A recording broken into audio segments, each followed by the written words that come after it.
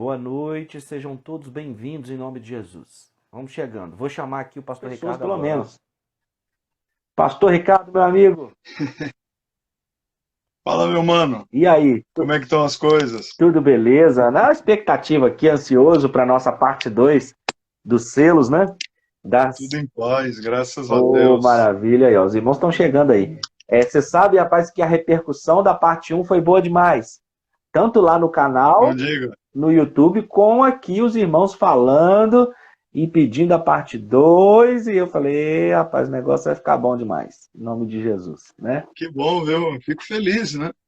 Eu recebi uns feedbacks aí, sabe? Foi muito bom, sabe? Foi muito positivo, né? Mas se você está bem, Tudo paz convosco, com o pessoal aí, é uma alegria, né? A gente poder estar de novo, né? Mestre Rodrigo Oliveira, né? Grande amigo, né? E olha, é uma satisfação poder estar conversando sobre esse assunto. Eu Eu me maravilho, né? Ainda hoje, num grupo de amigos, pastores, a gente comentou sobre a repercussão, comentou sobre o resultado, sobre alguns posicionamentos que eu tenho, que eu fiz, né? Eu acho que vai ser bom. Hoje também acredito que vai ser bom. Tenho certeza que vai. Você sabe que na quinta passada eu estava numa ansiedade, numa expectativa aqui também, porque eu estava para ir para Belo Horizonte, como de fato fui, porque eu fui encontrar a pastora Mariângela, rapaz. Porque a mãe dela mora em Belo Horizonte. Então ela veio dos Estados Unidos, estava aí com a mãe dela, com a irmã Maristela, e eu fui vê-las lá, fui estar com elas no sábado. Então estava numa expectativa danada e nós sentamos para almoçar no sábado lá em Belo Horizonte. E aí nós falávamos da live, né? E ela falou, né? Todo mundo comentando que gostou muito de você. Alguns não tinham assistido a nossa primeira ainda, né? E porque, na verdade, essa aqui, alguns irmãos estão falando aqui, vai ter a parte 3. De certo modo, essa aqui já é a parte 3. Porque nós já fizemos uma De certo live, modo, sim, né? fizemos outra semana passada e estamos fazendo essa aqui hoje, né? Então, acaba Verdade. que a nossa terceira Mas, live ó, juntos, né? Mas aí o pessoal falando, verdade, olha, mas, a ó, paz, o pessoal gostou demais. Porque, pastor Ricardo, você transmite uma paz, uma graça, uma presença de Deus, um toque do Espírito Santo, é muita bênção, né? É muito bom. Então, é um que privilégio bom, muito fico grande aqui ter você de novo. feliz. Temos lutado bastante para ter essa presença na nossa vida. Não é fácil, mas não é impossível. É verdade, é verdade. É isso aí que você falou, não é fácil. Hoje eu comentava algo semelhante também.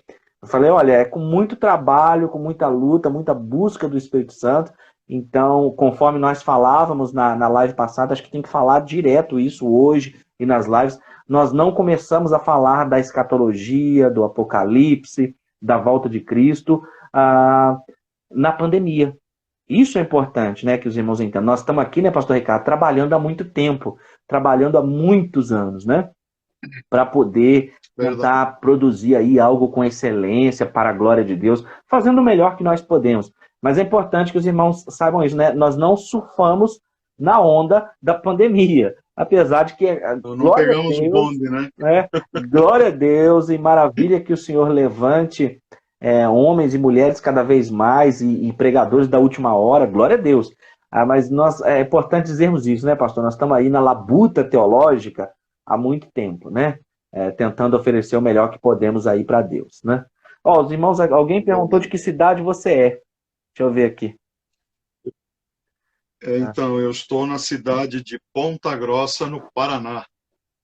Estamos a 120 quilômetros, 115, 120 quilômetros da capital Curitiba.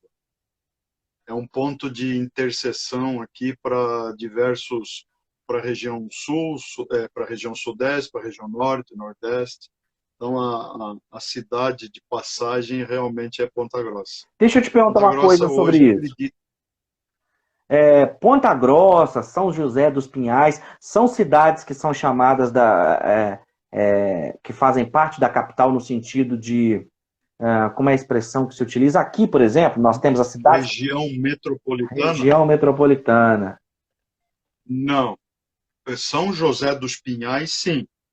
São José dos Pinhais é uma cidade colada com Curitiba na saída para o estado de Santa Catarina. Ah, sim. Ponta Grossa não. Ponta Grossa é saída para o norte, para a região sudoeste, né?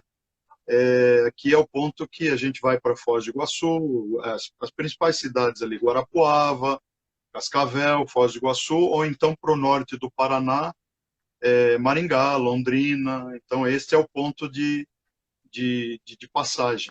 Ah, então Ponta Grossa e Cascavel, eu ouço muito falar, tem muitos outros conhecidos também.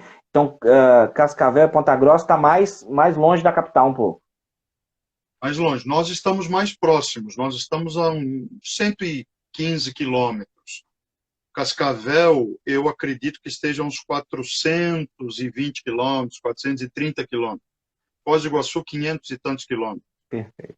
Maringá, Não era a pastora em torno de uns Mara que era de 420. Cascavel, ou eu estou enganado? Pastora Rosier. Ah, Rosier, pastora Rosier. Pastor, e você tem contato com ela ainda? Então, não tenho, né? Gostaria muito de ter, mas eu não tenho tido contato. Eu acredito que a pastora Rosier deve estar agora em Curitiba, mas não tenho certeza. Não tenho certeza. Hoje, por sinal, eu tive contato com o meu amigo Wilson Mota, de Guarapuava, e ele fez uma live com o pastor Ailton Araújo. Que também é um dos nomes do ensino, da nossa formação, digamos assim. Os saudosistas do ensino na igreja. É isso aí, essa é a expressão, saudosistas do ensino na igreja. É isso aí, perfeito, maravilha. Pastor Ricardo, retomando aqui então o nosso assunto da aula passada, eu falo sempre assim, irmãos, às vezes a gente acaba pregando na live, faz uma aplicação espiritual, mas é aula, eu falo sempre assim, é aula, é exposição bíblica, é a gente parando para refletir naquilo ali, pensar e discutir. Na nossa aula passada, antes de nós fazermos as considerações finais ali, a minha última fala foi citando Zacarias 14:12, a respeito das órbitas, vou até fazer uma leitura. E a sua última fala, antes da gente pegar ali o final, fazendo as considerações finais, você estava citando Rockefeller, e você fez a citação a respeito, leu para nós uma citação a respeito do mundo estar passando por uma transformação global, e que as nações pediriam por essa mudança, né? Então, estou ligado aqui, antenado, para a gente partir de onde paramos. Porque dali em diante nós começamos a fazer algumas considerações. Então, efetivamente, nós paramos comentando essas coisas. Você fazendo a citação de Rockefeller, né? E eu falando o Zacarias. Eu vou até ler o Zacarias, só para poder te dar um gancho a partir disso, porque aí eu tenho umas coisas para te perguntar, para a gente bater um papo. O Zacarias 14:12, que é uma citação até que aquele autor, David Hunt, ele trabalha muito naquele livro grossão, grandão, Jerusalém, o cálice de tontear, né? O 14:12 diz assim: esta será a praga com que o Senhor ferirá a todos os povos que guerrearem contra Jerusalém.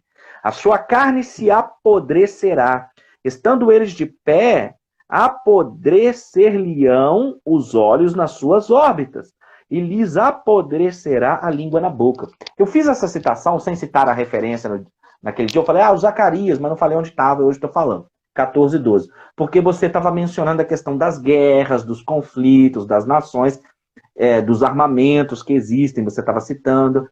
Aí eu falei, pois o Zacarias falou que no conflito nos últimos dias naquela região faz parecer até que são efeitos de uma arma nuclear, né? Porque ele fala das órbitas nos olhos secando, a carne apodrecendo, a língua apodrecendo na boca.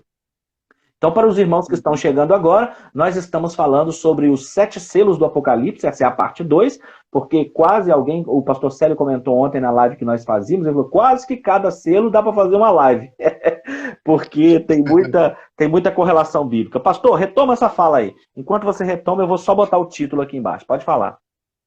Ok, fica tranquilo. Eu gosto muito quando nós tratamos de assuntos tão sérios quanto esse, e não é um assunto fácil de ser tratado, embora ele tenha diversos desdobramentos, diversas nuances.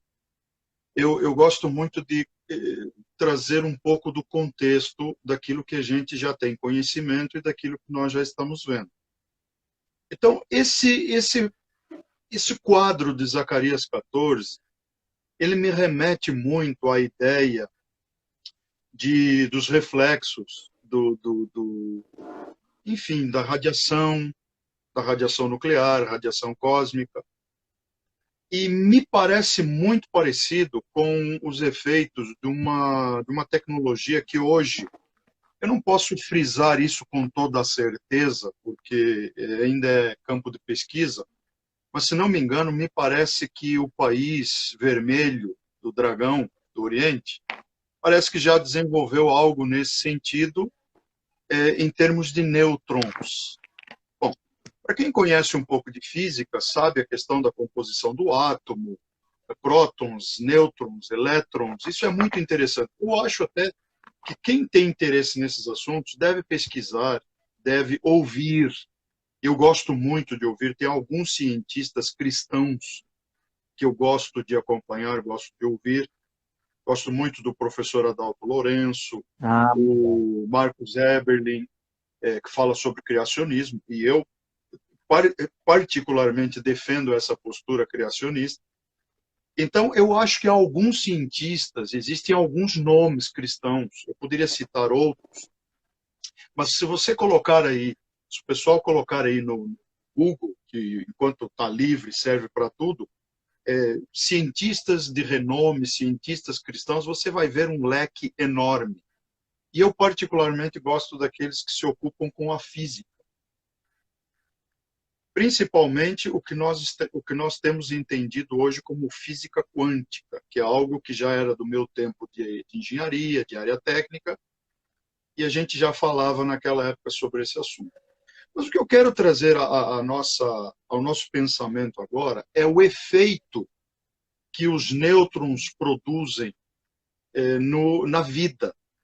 Então, ela causa exatamente, na minha percepção, se não for uma guerra bacteriológica, se não for uma guerra biológica, se não for um efeito do tipo daquele do filme de Missão Impossível, sabe? Aquelas histórias que às vezes nos fazem pensar, e eu acho bom a gente pensar a respeito, esse é o efeito. É a degeneração, a degradação, sabe? Os órgãos internos explodindo, eclodindo, as órbitas dos olhos saindo, sabe? É uma coisa assim impressionante. Então, vírus podem causar isso, bactérias podem causar isso, efeitos de radiação podem causar isso, e essa bomba pode causar isso, porque o efeito dela ele não é tão nocivo ao material quanto é nocivo à vida.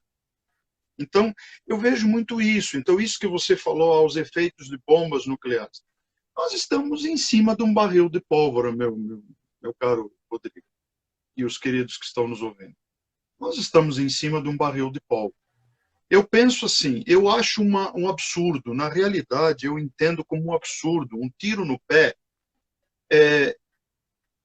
nações desenvolverem uma tecnologia tão danosa, tão nociva, sabendo-se que todos serão prejudicados. sim. Agora veja, por que tanta tecnologia? Por que tanta...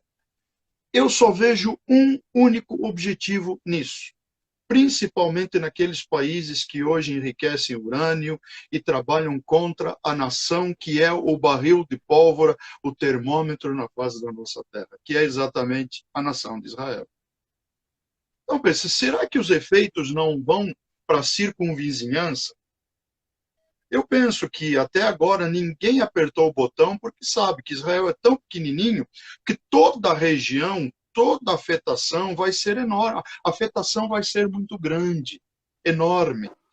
Porém, a palavra de Deus, ela não nega que haverão conflitos como esses. O fato é que um dia vai ocorrer. Então é nisso que nós temos que ter essa preocupação. Então, até o pessoal, Rodrigo, trazendo um pouquinho à memória, até um questionamento que me fizeram, entre vários, né?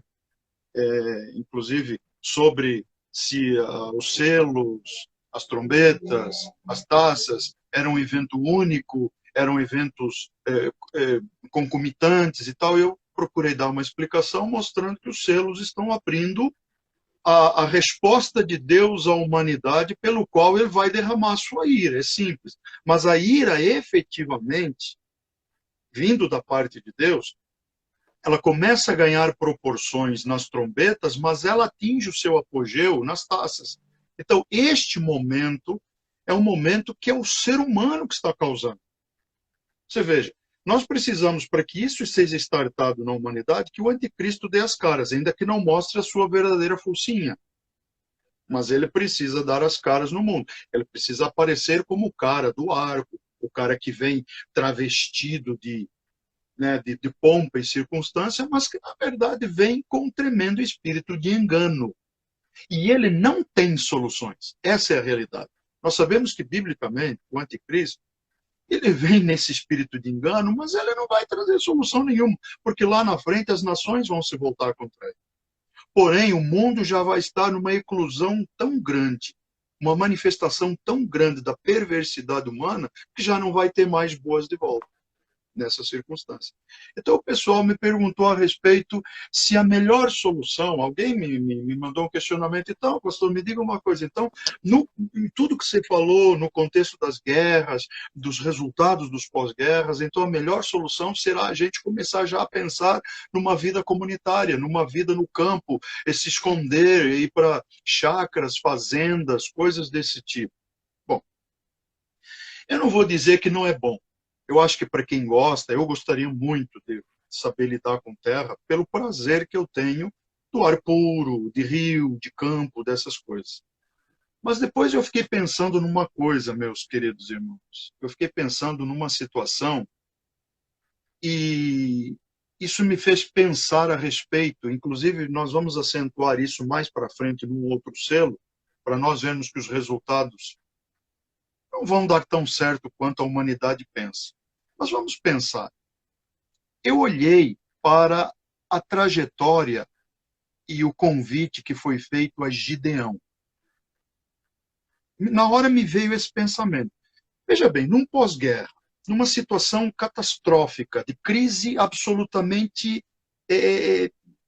estrondosa, mundial, de fome, de pestes, de grandes necessidades, de muita doença, e num governo absolutamente totalitário, dominando sobre a Terra, ou dominando sobre uma grande parte da população da Terra.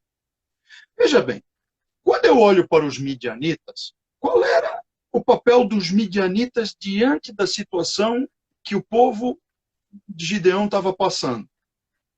Era de debilitar a nação, de saquear a nação. Tudo que eles produziam, eles saqueavam. E então há um texto lá em Juízes que nos chama muito a atenção.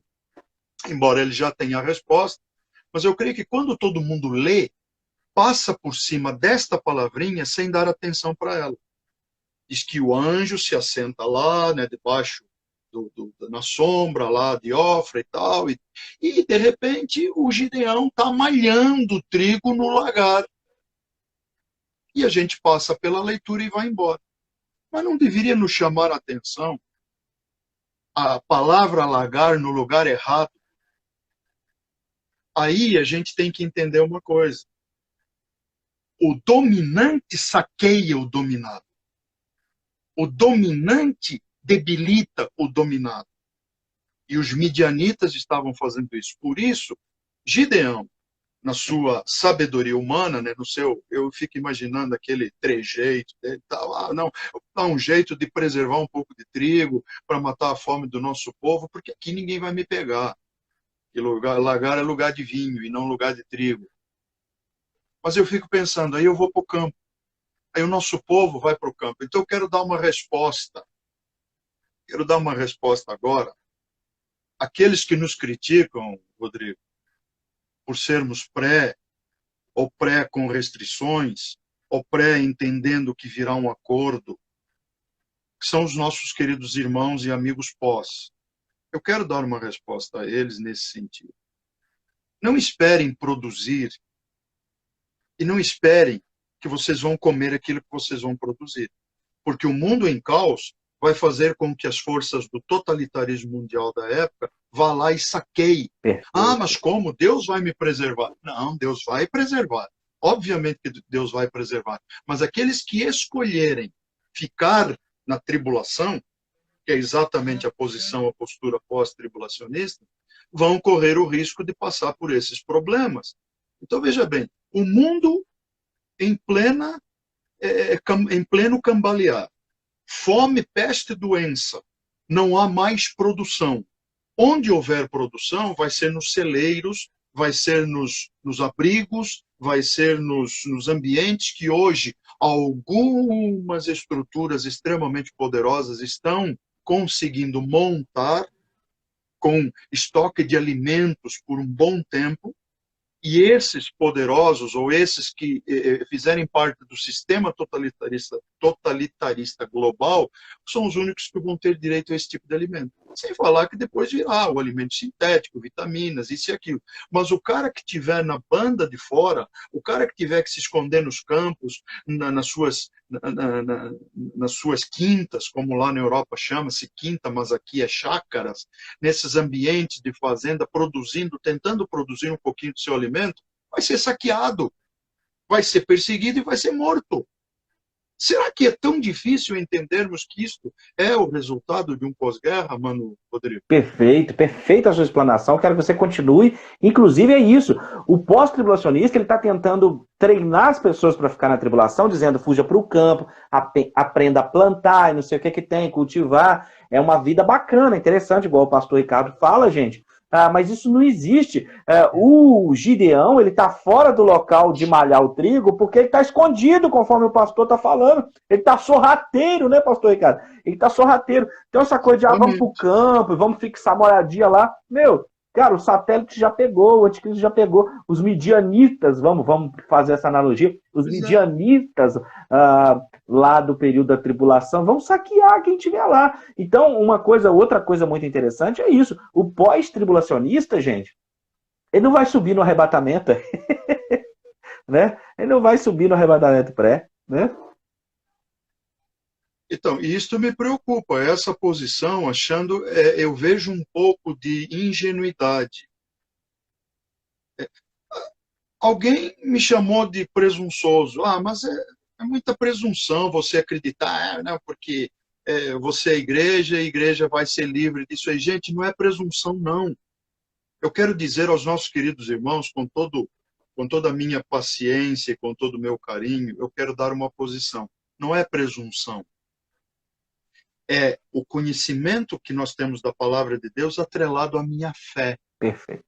Fé que me permite acreditar naquilo que o Senhor diz em Apocalipse 3:10, que o Senhor nos livrará. A palavra de Deus é muito clara. Como guardaste a palavra da minha paciência, também eu te guardarei da hora da tentação que há de vir sobre todo o mundo para tentar os que habitam a terra.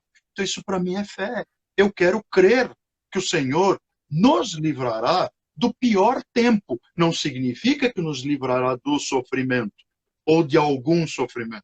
Afinal de contas, a igreja tem passado por sofrimento em toda a sua trajetória.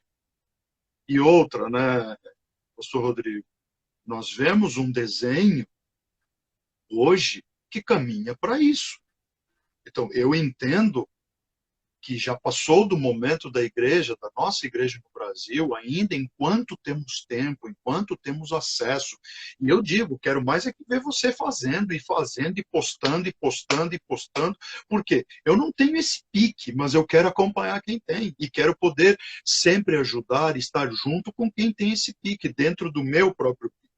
Que eu ainda sou, apesar da idade, novato nessa questão das redes sociais, então eu tenho muito que aprender. Mas eu estou à tua disposição sempre que você precisar. Mas eu sei que tempos dificílimos se apresentam pela nossa frente. Eu pergunto, onde fica a postura da igreja?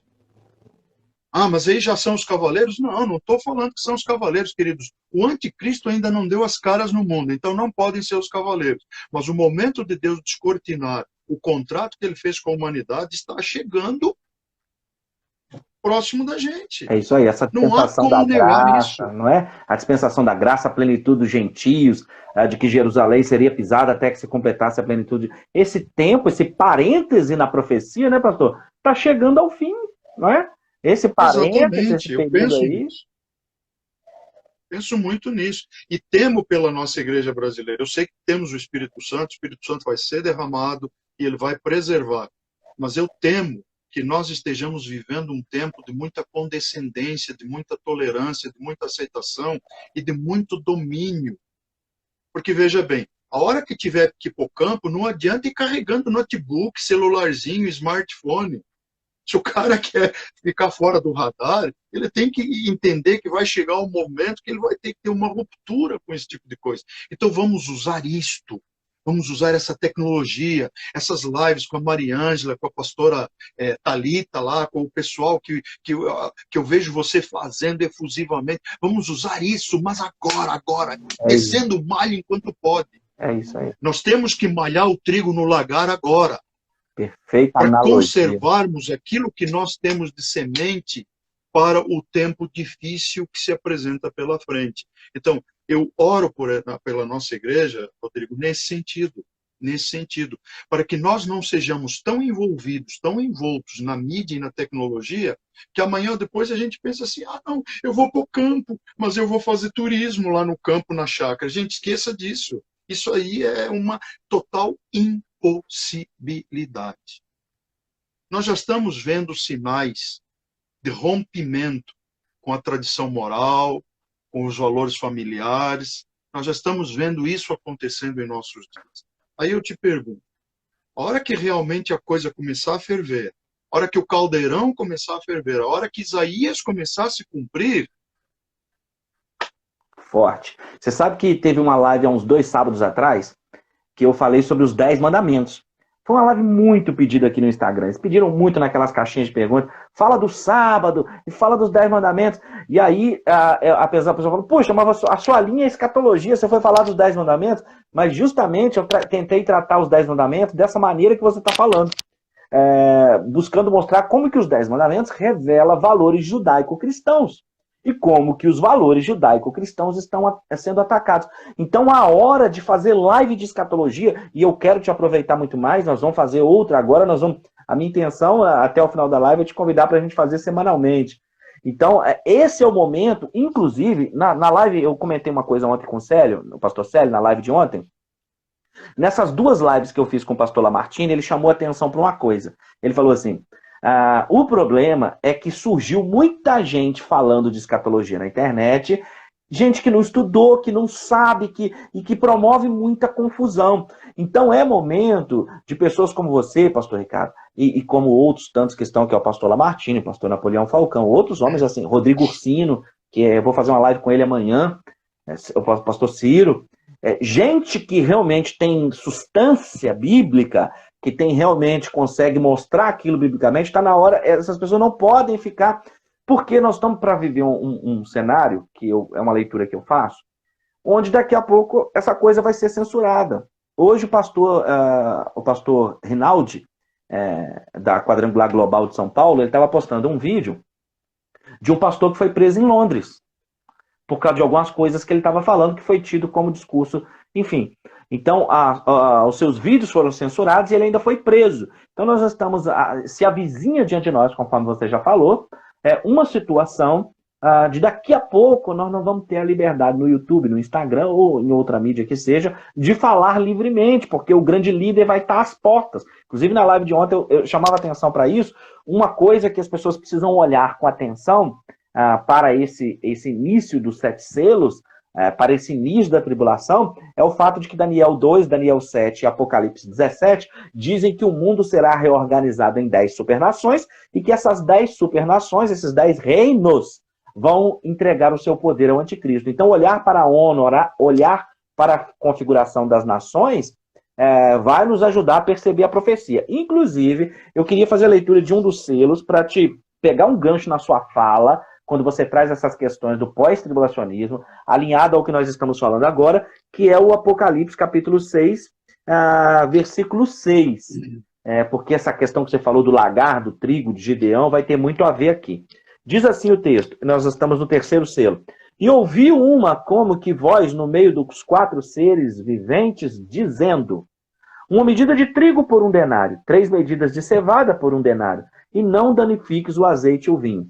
Claro que algumas coisas já estão muito claras no versículo, que é o fato de uma medida de trigo por um denário, mostrando como que o dinheiro do trabalho de um dia inteiro vai servir, às vezes, para comprar uma medidinha de trigo.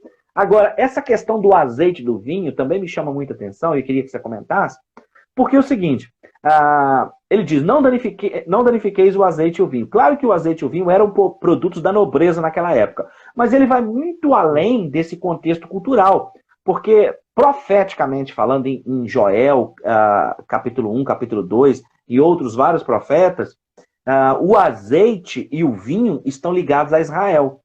Tanto quando ele vai dizer, não danifiques o azeite e o vinho, ele está demonstrando que ele vai preservar algum grupo dentro da tribulação. Mas esse grupo não pode ser a igreja, concordando com você em Gideão, e no lagar, e no trigo, porque a igreja já está selada com o Espírito Santo. A igreja já está selada com o Espírito Santo.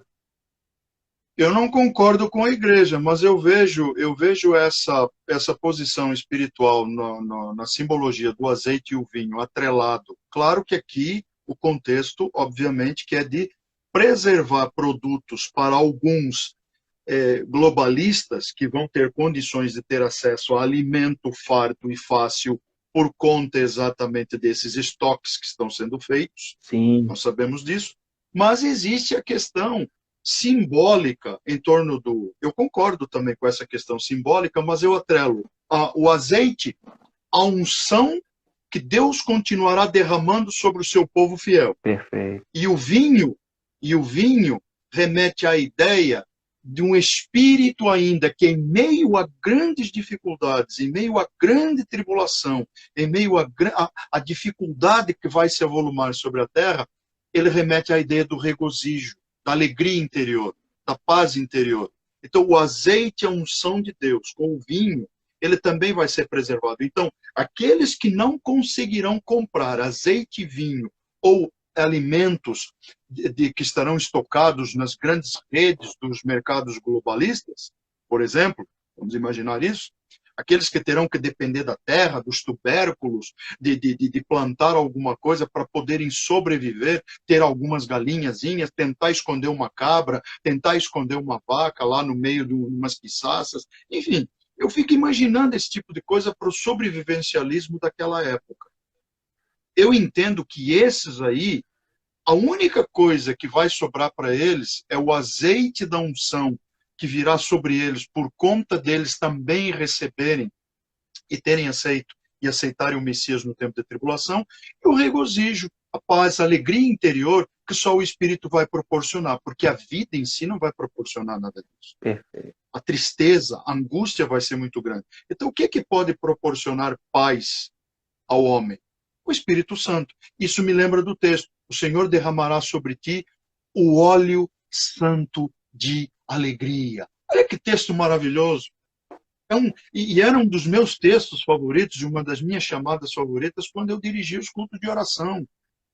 Sabe? Eu pedi a Deus, Deus derrama sobre nós o teu óleo santo de alegria, derrama sobre o teu povo, porque eu sei que muitas pessoas chegam à igreja, muitas pessoas chegam ao ambiente de culto, sabe? Depois de um dia difícil, um dia de trabalho difícil, muitos passaram por desagravos, muitos tiveram problemas, sabe? Muitos chegam com dores, sabe? O mínimo que nós pedimos ao Senhor é, Senhor, que o teu óleo santo de alegria seja derramado sobre as nossas vidas.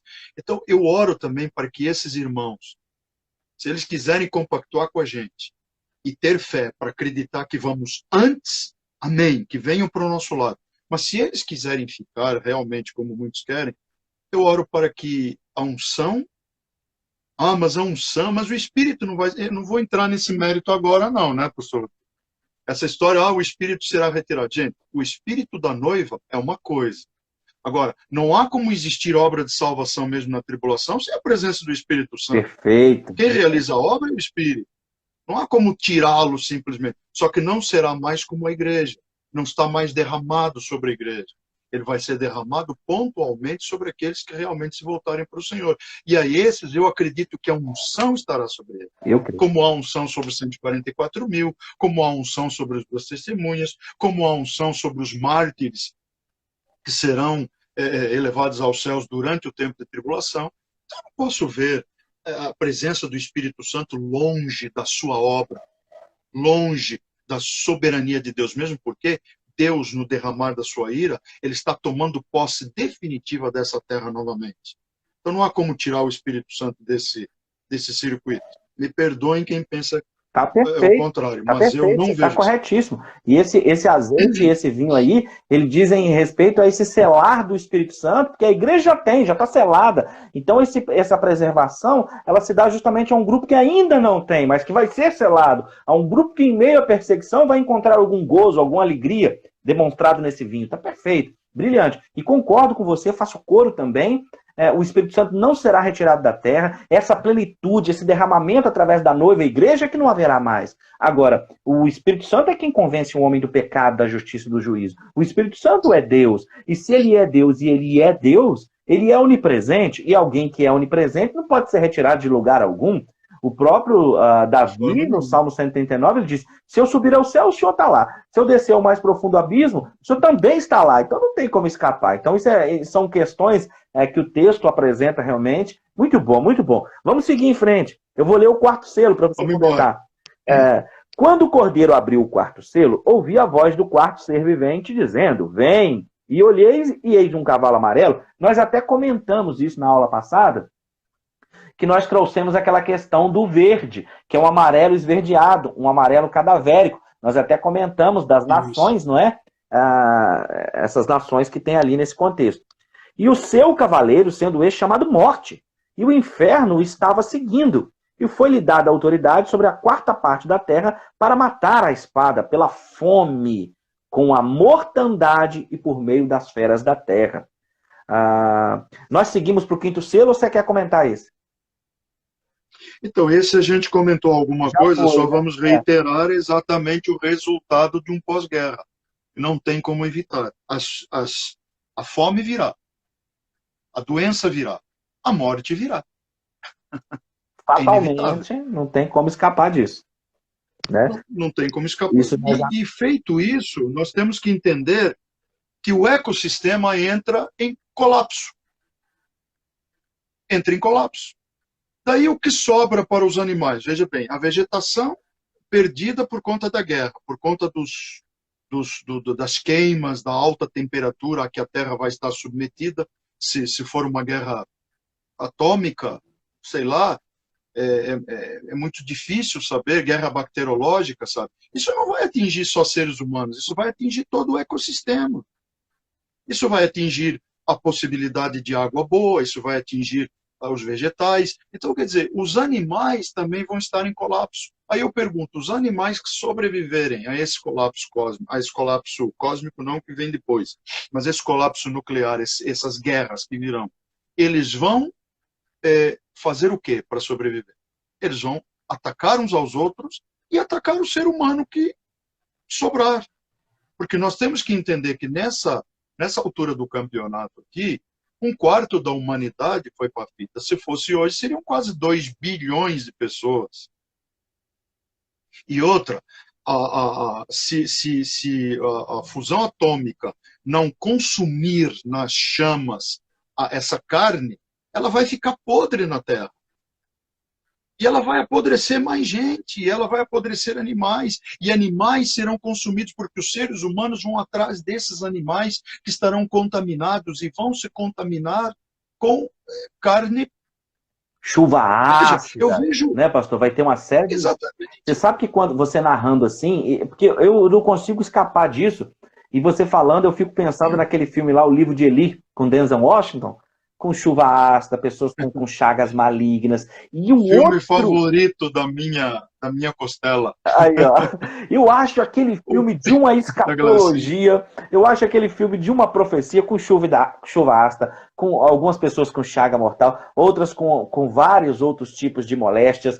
E um outro dado extremamente interessante que o fato, aquela coisa em torno da palavra, né? Em torno de que a Bíblia está em Libras, ele tem a palavra, o líder daquele mundo caótico quer encontrar uma Bíblia para que ele possa, de posse da Bíblia na mão, distorcer, perverter as suas palavras e falar, controlar o mundo. Isso faz eu pensar em Amós, quando ele diz, dias virão em que eu enviarei fome e sede sobre a terra.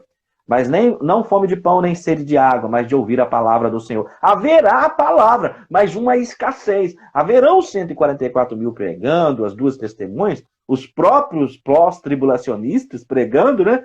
Mas haverá muita perversão da palavra. Nós falávamos ainda ontem que talvez uma estratégia mais eficaz do diabo com relação à palavra de Deus não seja queimá-la, proibi-la, mas perverter o seu sentido, introduzindo aí filosofias falsas, vãs, que confundem a cabeça da pessoa a respeito do que é o evangelho, né, pastor? É o engano, é o adultério. O adultério espiritual nada mais é do que engano. É o engano. É isso que ele vai usar, é disso que ele vai usar. Essa perversão, essa adulteração da verdadeira palavra, ela precisa existir por quê? Porque ainda existirão pessoas que se voltarão para ela, assim como na história da igreja. Muitos morreram por defenderem a palavra, no futuro, muitos a terão em seus corações. Então, qual é a ideia? A ideia dele não é dizer, claro, eles querem apagar Deus da memória da humanidade. É o mundo secularizado que nós vivemos, vamos destronar Deus porque Deus não significa nada. Nós temos que colocar o homem no centro do universo. Mas a grande questão é que tudo aquilo que Deus disse e fez, ele é o Criador. Por mais que a humanidade lute contra, ainda está setado dentro do ser humano. Ainda existem aspectos de semelhança com o Criador dentro do ser humano. Então, nunca Satanás vai conseguir afastar ou retirar Deus completamente do ser humano. Então, o que ele vai fazer? Ele precisa usar uma segunda estratégia, que será a estratégia do engano, a estratégia da adulteração. Perfeito. Aí cria confusão. Ele usa essa estratégia desde o Éden. Ele usa essa estratégia desde o Éden. Ele fez isso com Eva, com Adão. Então ele vai continuar fazendo com a humanidade até que os dias dele cheguem ao fim. Ele contamina o sentido da palavra e depois ele divide, né, pastor? Não é isso? Ele Exatamente. contamina o ensino, ele contamina a verdade e uma vez contaminado ele divide o povo, né? É muito... Exatamente. Veja, ele já não está fazendo isso nos nossos dias. A verdade, desde os dias da igreja primaz, igreja primordial. Tiago, no capítulo 4, versículo... acho que 1 Timóteo 4:1 não diz isso, que doutrinas de demônios se infiltrariam. Perfeito. Então, veja, se doutrinas de demônios estão se infiltrando dentro das raias da igreja hoje, que ainda defende a sã doutrina, e estão pervertendo essa sã doutrina, imagina nos tempos futuros. Nós temos que entender que isso vai se potencializar e muito. Eu quero, inclusive, ler o texto que você está falando. Ora, o Espírito afirma expressamente que nos últimos tempos, alguns apostatarão da fé por obedecerem a espíritos enganadores e a ensinos de demônios, pela hipocrisia dos que falam mentiras e que têm cauterizada a própria consciência. E aí, e olha como é que esse texto é atual, pastor, porque se for seguir em frente ao versículo 3, que proíbem o casamento e exigem abstinência de alimentos que Deus criou para serem recebidos com ação de graça. Se a gente for continuar, parece que nós estamos lendo o Jornal de Amanhã. Exatamente. Eu tive a satisfação de fazer uma análise desse capítulo aí, e eu abordo exatamente dois focos. Eu dou esse foco na doença interna dentro do povo de Deus. Já começa em nossos dias. Agora, nós temos que imaginar, estamos falando aqui no capítulo 6 de Apocalipse, de um tempo onde tudo isso será potencializado, sei lá, enésima potência. Tá? A perversidade humana, que hoje já é notória, ela vai estar potencializada tão ao máximo que o ser humano, em vez de se arrepender, ele vai blasfemar ainda por cima. É isso aí. É o que o texto diz. Perfeito, perfeito. Aí na frente é o que nós vamos ver. Isso nos leva ao quinto selo. Ó. Quando ele abriu o quinto selo, vi debaixo do altar as almas daqueles que tinham sido mortos por causa da palavra de Deus e por causa do testemunho que sustentavam. Clamaram em grande voz, dizendo: até quando, ó soberano Senhor, santo e verdadeiro. Não julgas, nem vingas o nosso sangue dos que habitam sobre a terra? Então, a cada um deles foi dada uma vestidura branca.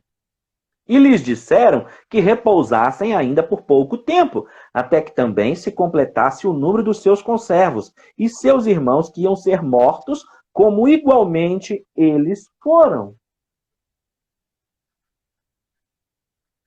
Esse quinto selo fala aí dos mártires, né? Com vestiduras brancas. Fala. Eles estão com esse juízo precatório aí, né? Imprecatório. Uma coisa interessante é que as almas sob o altar, os mártires me chamam a atenção, Pastor Rodrigo e os nossos queridos que estão com a gente hoje. Seria bom até que vocês pudessem divulgar mais e trazer mais gente, porque nós queremos mesmo é perguntas, né? A gente gosta de perguntas. Nós não fugimos delas, né? Mas você notou uma coisa interessante, que isso me chama a atenção. Essas almas são tratadas como almas, porque elas ainda estão num tempo de aguardo. Veja, a primeira ressurreição, ela ainda não se completou. Não se completou. Eu vejo nessas almas embaixo do altar que a primeira ressurreição ainda aguarda a se completar o número de conservos, ou seja, eles estão clamando, mas Senhor, você não vai nos vingar? Até quando vingarás o sangue desses? Como é que nós temos que encarar essas pessoas? Pessoas que ainda estão aguardando o corpo glorificado e a incorruptibilidade, que é aquela que restaurará completamente a sua mente, o seu coração, o seu físico. Então, estas almas nos dão algumas pistas.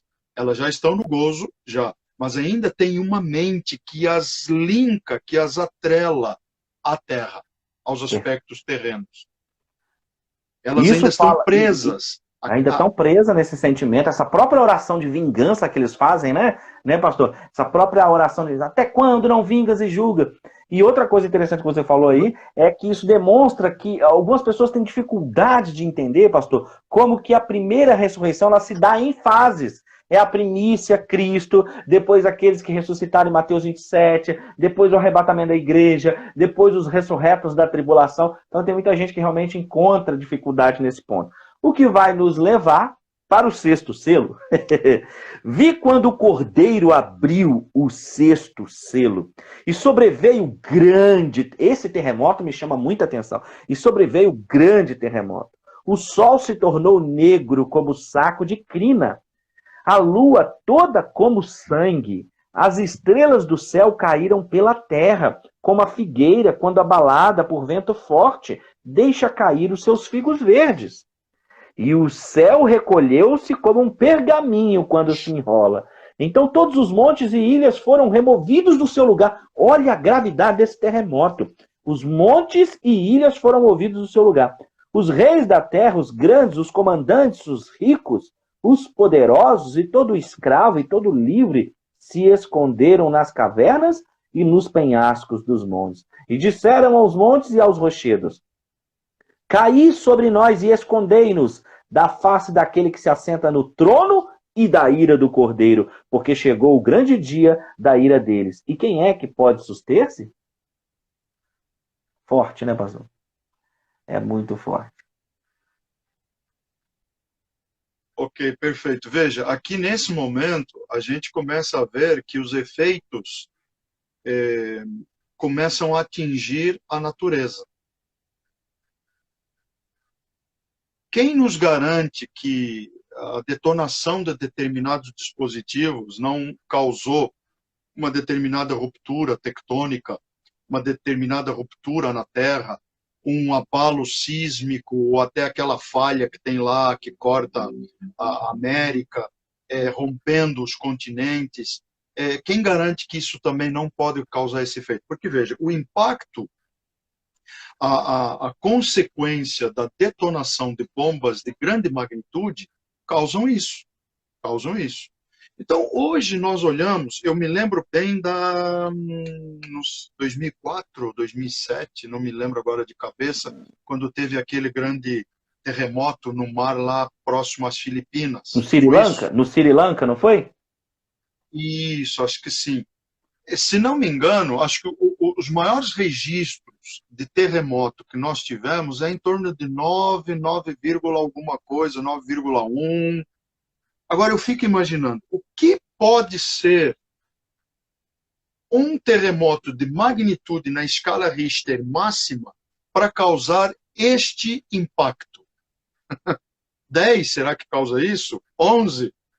Não sei se existe isso, não sou um sismólogo, não estudo abalos sísmicos, mas eu fico imaginando que isto aqui será um advento, um evento, um acontecimento sem precedentes na história, ainda que já tenhamos tido desgraça e destruição, como foi aquele tsunami que varreu a costa das Filipinas naquela época. Assim como outros em anos antecedentes. Na Europa teve grandes terremotos, nós tivemos aqui, acho que no Chile, há não muito tempo atrás também um em algo, 8 ponto alguma coisa. Então o que eu fico vendo? Eu fico vendo aqui que agora os efeitos da degradação chegaram ao cosmos. Não só à Terra, mas ao cosmos. Veja, é a Terra em ebulição e é o cosmos. Sabe quem me fala sobre isso? Deixa eu até ver se eu acho aqui, deixa eu ver se eu abri minha Bíblia aqui, e eu consigo a outra, né, para achar mais fácil. Eu acho que esse texto aqui de Isaías retrata muito bem o que está acontecendo. Isaías capítulo 24, diz assim, ó, e a terra será de todo quebrantada, ela totalmente se romperá. Veja, olha só o texto magnífico. O texto é tão direto, como eu digo, o texto é tão curto e grosso, como nunca outro poderia ser. A terra será de todo quebrantada, ela totalmente se romperá. Veja, romper é algo como rasgar, é algo como abrir. E a terra violentamente se moverá. A terra cambaleará como um bêbado e balanceará como rede de dormir. E a sua transgressão, olha só, isto é o resultado da transgressão que pesa sobre ela. Ela cairá e jamais se levantará. E naquele dia, o Senhor castigará no céu, veja bem, até as coitadas das hostes celestiais, que não tem nada a ver com o pato, vão pagar o pato. É isso aí. Percebeu? Até as hostes celestiais. Ó, naquele dia o Senhor castigará no céu as hostes celestes e os reis da terra na terra. Então, quer dizer, por causa da terra, por causa da corrupção, por causa da perversidade da terra, até o cosmos será afetado. Aí o texto vai falar de algumas coisas. Agora, o mais interessante é que tem algumas palavras que são chave. Veja, onde a gente vê figo verde cair da figueira? Para um figo verde cair de uma figueira, ela tem que ser... Tem que dar uma paulada nela, né? Sacudida, abalada violentamente.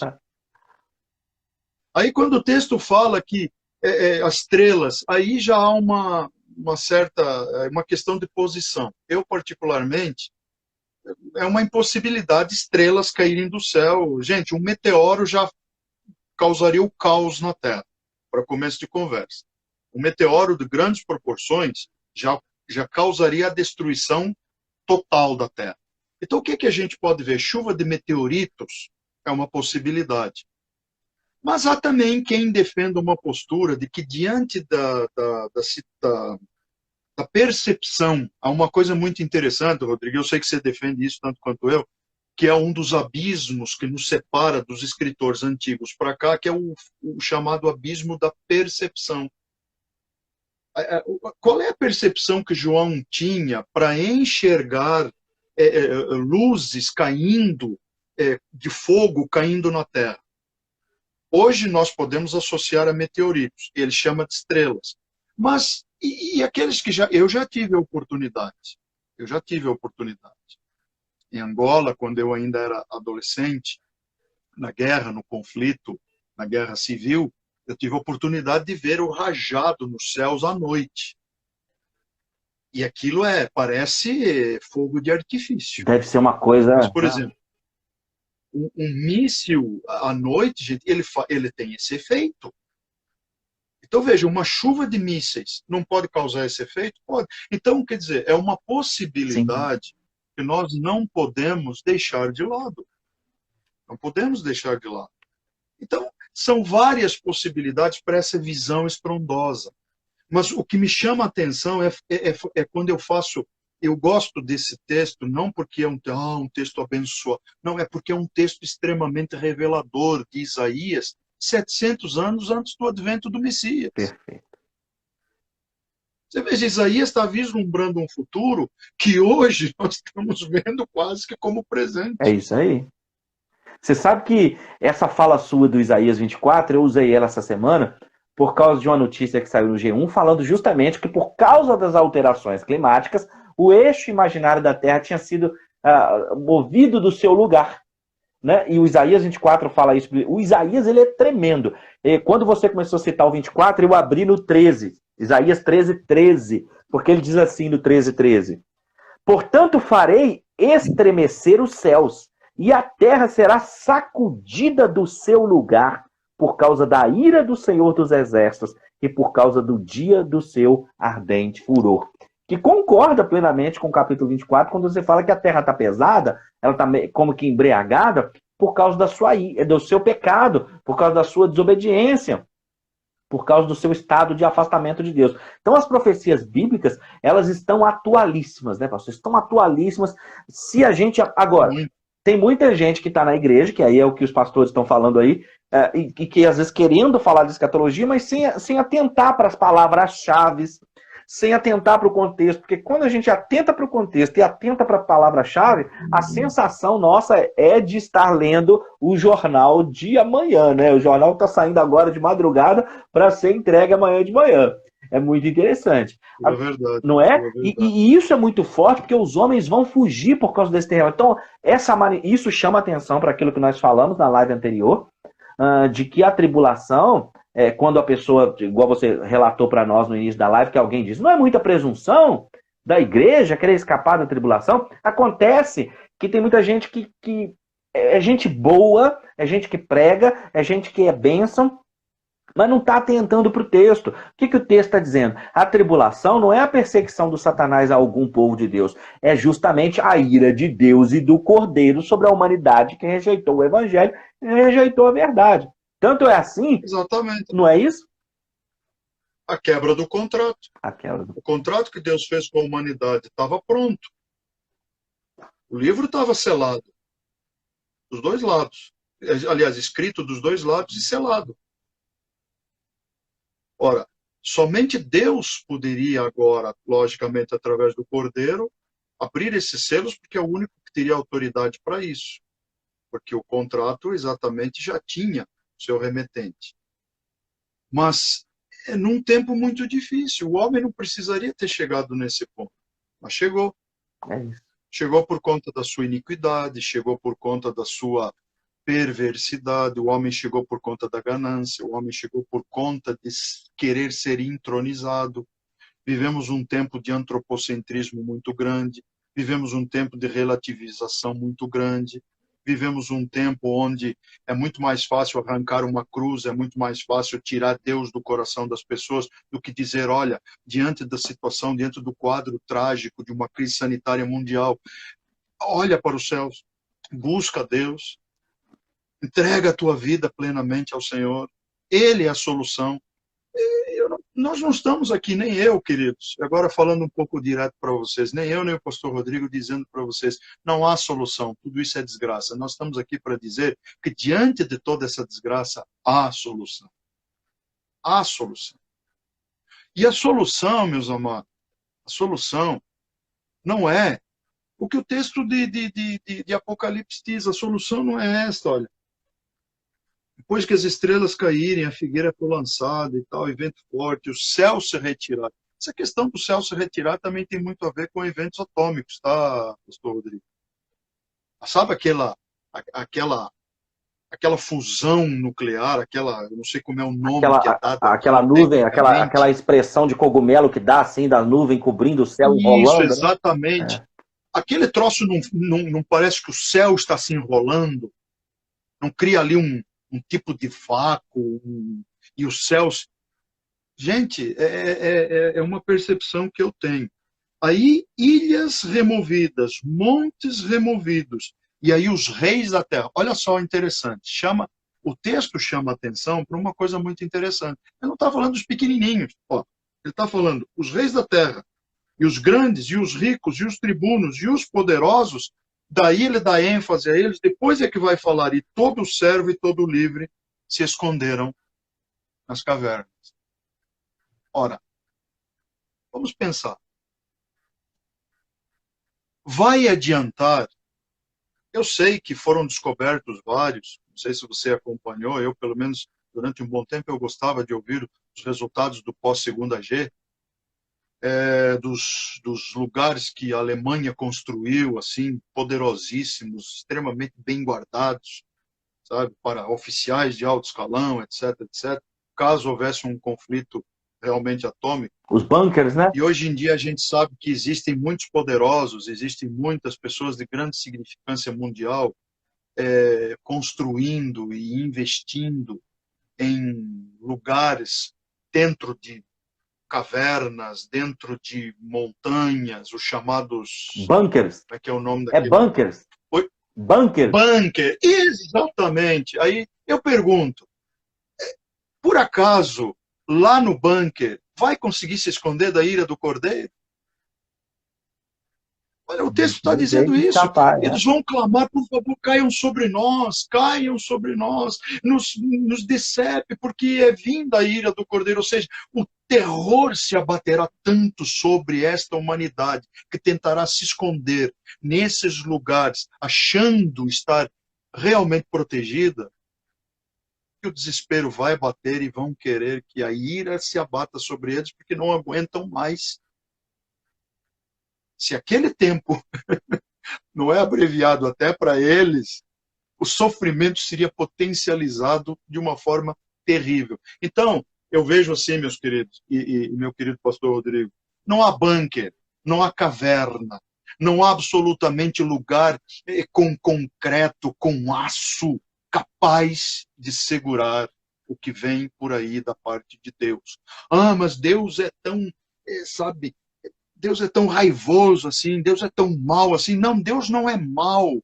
Porque se Deus fosse mau, ele teria destruído a humanidade lá no berço da história humana. Perfeito. Não. Deus tem dado chance, Deus tem dado oportunidade, Deus tem dado condições ao homem, Deus tem dado conhecimento. E o que o homem tem feito com o conhecimento que Deus tem permitido? Inteligência. O homem tem usado isso para o mal. O homem tem usado isso para os desígnios de Satanás. Então há tempo, sim. Há tempo, sim. Eu sempre disse, não é o pecado que vai levar... O pecado vai levar o homem para a morte. Mas não é o pecado que vai levar o homem para o inferno. O que eu entendo, meu querido Rodrigo, vai levar o homem para o inferno é a rejeição deliberada a Cristo. É morrer em franca rejeição. Isso vai levar o homem para o inferno.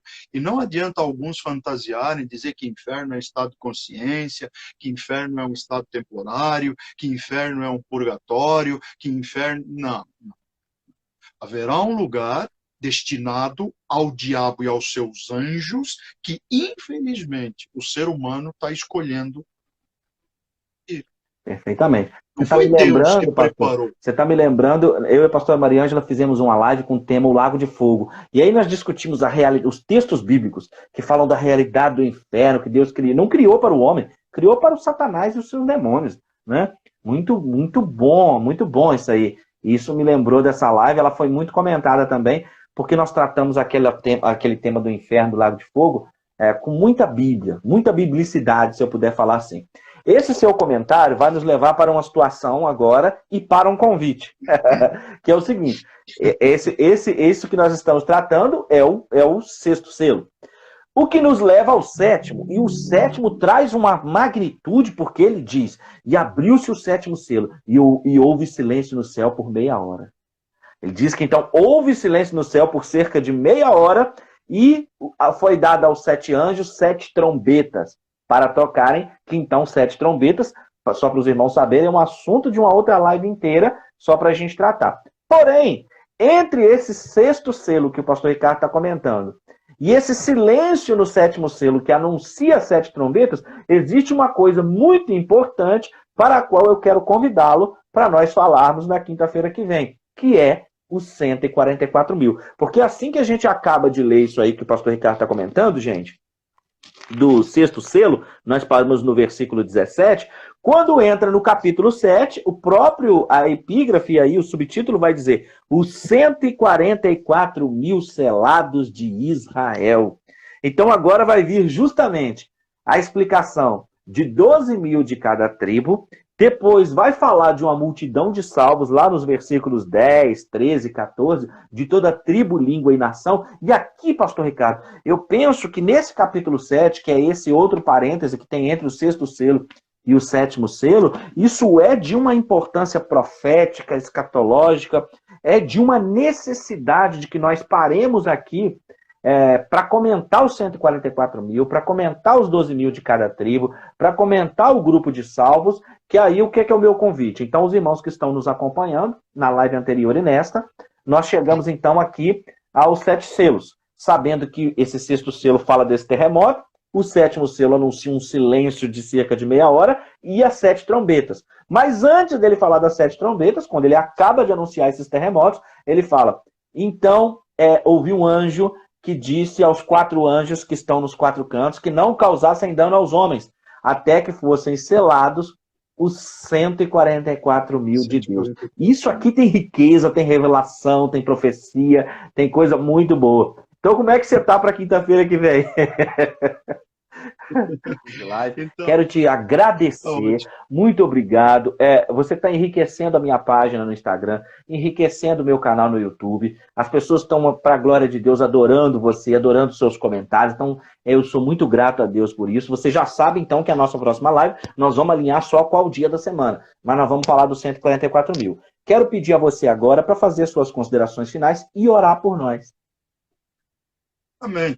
Minhas considerações finais de hoje são extremamente simples, mas muito profundas.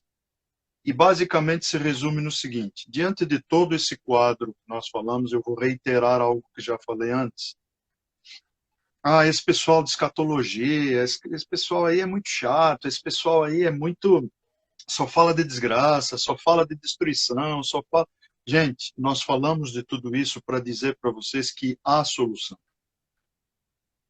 Nós não estamos aqui para pregar o caos e dizer que todo mundo vai para os quintos dos infernos. Não. Nós estamos aqui para mostrar que o caos virá porque o homem é culpado por ele. Mas que Deus, na sua infinita bondade, na sua graça, na sua sabedoria, na sua misericórdia, no seu amor, o Senhor derramou sobre nós graça suficiente e uma estratégia de escape. Que não precisamos passar por isso. Não precisamos passar por ira, não precisamos ser alvos da ira, não precisamos participar de nenhum tribunal que vá julgar com ira, ainda que com justiça, porque nós podemos nos voltar para Jesus Cristo, o nosso Salvador, o autor e o consumador da nossa fé. É nele que nós temos que nos apoiar. É através dele que nós chegaremos ao céu. É através dele que nós conseguimos receber de Deus a força, a unção, a graça suficiente para permanecermos nessa terra enquanto nós vemos esse desenho acontecendo. E uma coisa, queridos, seja igreja. Continue sendo igreja. Igreja que tem nome, igreja que tem identidade, igreja que tem postura, igreja que não se dobra como Daniel não se dobrou, igreja que resolveu propor no seu coração não se contaminar com os manjares do rei. E uma igreja sábia, uma igreja criativa, que saiba, quando precisar, malhar o trigo no lagar. Então, que sejamos uma igreja que se deixe levar pela sabedoria de Deus. Mas outra coisa, que sejamos uma igreja que continue esclarecendo, levando pessoas a Cristo e ganhando almas para o Senhor, saqueando o inferno. Essa é a minha palavra para nós nesta noite. Que Deus vos abençoe, que Deus vos guarde, que Deus vos nutra de alimento espiritual sólido o suficiente para vocês permanecerem firmes e perseverantes até ao fim. Que Deus os abençoe. Amém. Glória a Deus. Ora pra gente aí, então, pastor. Abençoa o povo todo que está aqui na live. Me abençoa aí, em nome de Jesus. Com certeza, com certeza. Pai querido e amado, nós te louvamos, Senhor, por esse momento, Pai, mais um momento assim tão prazeroso, Pai. Um momento em que podemos abrir a Tua voz, Pai, e trazer esclarecimento à vida dos Teus filhos e das Tuas filhas, Pai, que nos estimam e se fazem presentes com a gente. Teu filho Rodrigo, Teu servo Rodrigo, Deus, a minha vida, as nossas casas, nossas famílias, Pai, nós entregamos aos Teus cuidados. Que o Senhor nos encha com a sua graça, bondade e misericórdia, que o Senhor nos encha com a sua unção e principalmente com a sua sabedoria, Pai. Para que possamos, ó Deus, dentro dos nossos ministérios, Pai, se é o de mestre, se é o de pastor, se é o de profeta, se é o de apóstolo, se é o de evangelista, não importa, que o Senhor nos use com unção, graça e poder. Pai, eu abençoo a vida de cada uma destas pessoas, Pai, desses irmãos, dessas irmãs queridos, Pai, que nos acompanharam nesta noite. Que o Senhor os encha também com esta unção e graça. Que o Senhor abençoe seus lares, suas casas, suas famílias. Que o Senhor nos livre, ó Deus, de todo esse problema de crise sanitária, todo esse transtorno, Pai, ao qual estamos sujeitos, ó Deus. Que o Senhor esteja dando livramento, Pai, a tantos, ó Deus, que estão sendo contaminados, uns por ingenuidade, outros, ó Deus, por falta de cuidados, Pai. Enfim, outros porque, infelizmente, não têm imunidade suficiente, mas que o Senhor esteja restaurando vidas, Pai. Que o Senhor esteja restaurando também nesta noite corações, Pai, através dessa palavra que foi ministrada nesta noite, que o Senhor esteja restaurando corações, Pai, restaurando vidas, vidas que se voltem, vidas que se consagrem novamente ao Senhor, vidas que voltem para os teus caminhos, Pai, vidas que queiram retornar para o aprisco, Pai. Deus, toma nas tuas mãos a vida de cada um dos teus filhos e filhas e a vida destes teus dois servos, ó Deus, e assim como outros que eu sei que estão nesse momento conosco, Pai, que nos dizem depois, Pai, teu servo Renato, tua serva Elizabeth, Pai, a tua serva Maria Ângela, Pai, enfim, servos, ó Deus, que têm devotado suas vidas, Pai, por amor ao Senhor, para continuarmos firmes, Pai, nessa trajetória e nesse propósito que o Senhor tem colocado em nossos corações. Obrigado, Deus. Humildemente, de coração, eu te agradeço. Amém. Amém. Glória a Deus. Obrigado, pastor Ricardo, por essa oração. Obrigado pela sua parceria, pela sua disponibilidade, por se permitir ser esse instrumento de Deus para a nossa vida. Tá bom, meu querido? Um grande beijo no seu coração. Fica com Deus. Abraço muito apertado aí, muito forte. Logo nós estaremos juntos, eu creio, em nome de Jesus. Tá bom? Gente, muito obrigado a vocês todos que estiveram presentes conosco aqui. Mais de 80 pessoas em vários momentos da live. Então, só a título de informação, essa live fica salva no Instagram. Em seguida eu faço o download, depois o upload. Ó, meu tio, rapaz. Pastor Ricardo, manda um abraço pro meu tio aí, pastor Galdino, na cidade de Cabo Frio, no Rio de Janeiro. Ó. Tá aqui, pastor Galdino. Ô, pastor Galdino, um grande abraço para vocês aí em Cabo Frio, tá? Prazer ter vocês com a gente, tá? Abração. Deus abençoe ele é pastor vocês, lá na Igreja Batista do Calvário, rapaz. Maravilha. Então, muito obrigado a todos que estiveram conosco aqui. Gente, que Deus os abençoe e vos guarde de uma forma muito especial e poderosa. Então, amanhã, espero quem puder estar comigo na live das 21 e na live de sábado, que vai ser uma palestra sobre dispensacionalismo, permitindo Deus. Deus abençoe, pessoal. Pastor Ricardo, grande abraço. Tchau, tchau. Amém.